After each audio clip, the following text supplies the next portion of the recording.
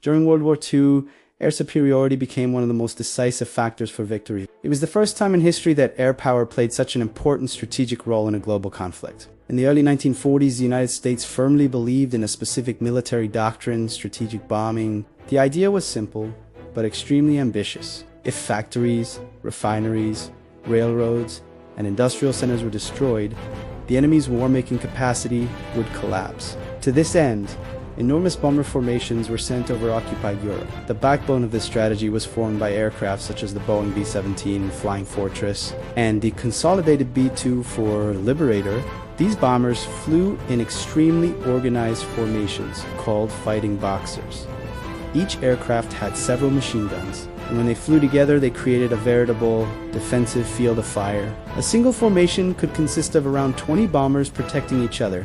The objective of these missions was to destroy factories, oil refineries, and railway infrastructure within Germany. But for the German Air Force, these formations represented a deadly threat that needed to be destroyed at all costs. Despite being resilient, Allied bombers were far from invincible. The Germans developed several tactics to break through these formations. One involved long-range rockets equipped with timed detonators, allowing attacks beyond the range of the bomber's defensive weapons. Even so, as the war progressed, German fighters began to face a growing problem. Germany still relied on piston-engined aircraft such as the Messerschmitt Bf-109 and the Focke-Wulf EW-190. These planes had dominated the skies in the early years of the war.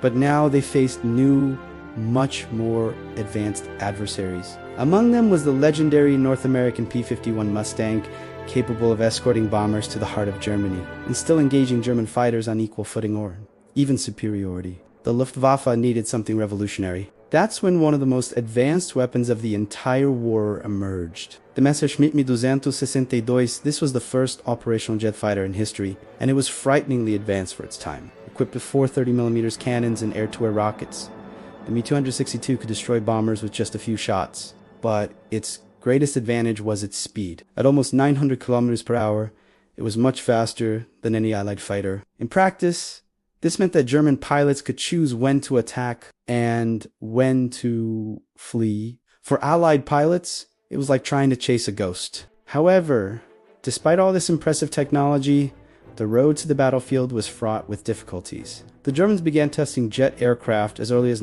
with prototypes such as the Heinkel He-178. Later came the Heinkel He-280, but unreliable engine. Material shortages and industrial problems delayed development for years.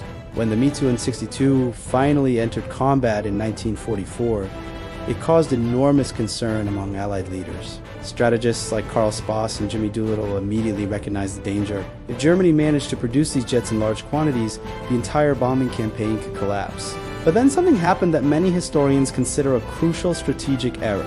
German leader Adolf Hitler insisted that the Me-262 be used as a fast bomber, not as an interceptor fighter. This decision delayed its deployment in the role where it was truly superior, dominating aerial combat. Even so, when the first squadrons began operating, the psychological impact was enormous. Allied pilots reported that the jets would appear suddenly, attack at high speed, and disappear before anyone could react. Faced with this new threat, the Allies had to act quickly. First, they tried to accelerate the development of their own jet fighter, the Lockheed P-8 Shooting Star.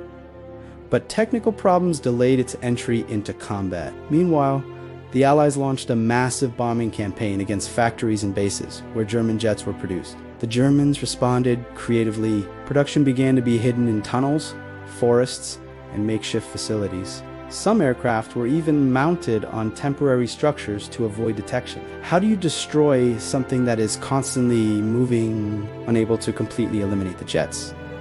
The Allies adopted another strategy: numerical superiority. For every Me-262 in the air, several Allied fighters would be scrambled. Defensive formations were also altered. Some fighters escorted the bombers directly, while others flew higher, ready to intercept jets diving in attack. Even so, engaging a jet in direct combat was extremely difficult. German pilots could simply accelerate and disappear. Over time, the Allies learned another important lesson. Chasing a Me-262 was almost futile, so they began to look for moments of vulnerability during takeoffs or landings. That's exactly how the legendary pilot Chuck Yeager managed to shoot down one of these jets. But this tactic was also dangerous. German bases were protected by intense anti-aircraft defenses. Even with all its capabilities, the Me-262 failed to change the outcome of the war. Several factors contributed to this: mistaken strategic decisions, scarcity of resources, and especially the lack of experienced pilots.